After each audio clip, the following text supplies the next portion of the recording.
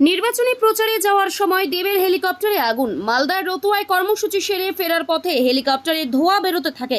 এই পরিস্থিতিতে মালদা বিমানবন্দরে হেলিকপ্টারের নামে পাইলট দেবকে মুর্শিদাবাদের রানীনগরের উদ্দেশ্যে সড়ক পথে রওনা করা হয়েছে।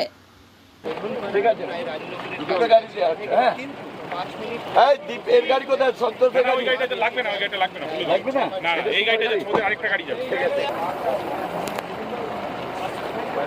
আচ্ছা,